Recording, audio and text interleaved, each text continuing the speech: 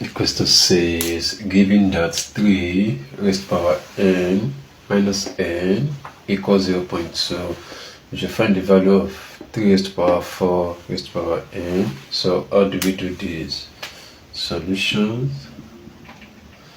Okay, so we have 3 raised to power minus n equals 0.2. Okay, so we look at 3 raised to power minus n.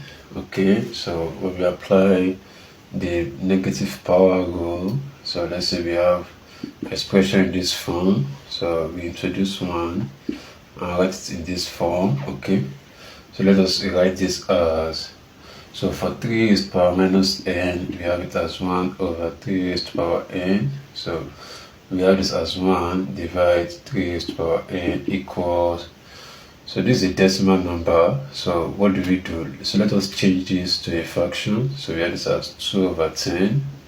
Okay, so we decide to reduce this, we have it as 1 over 5.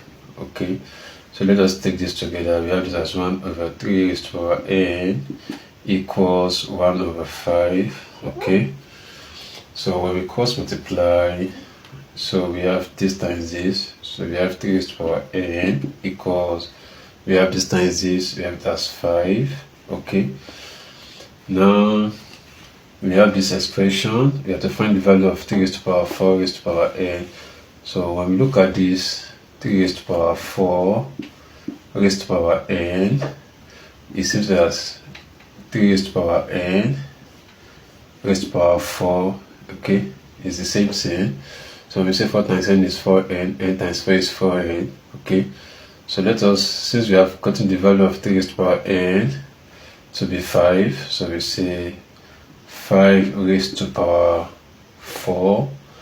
Okay, and for 5 raised to power 4, we have it as 5 times 5 times 5 times 5.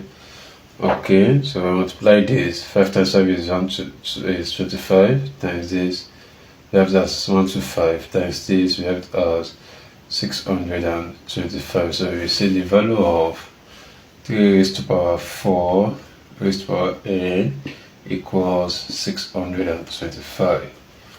So the first thing we did is to convert this, okay, to this, and the decimal to fraction. Okay, we cross multiply. Okay, so we substitute the value of 3 raised to power n, okay, into this after we have interchanged the power. And for 3 raised to power n to be 5 raised to power 4, we multiply it out, we have 625. Thank you very much.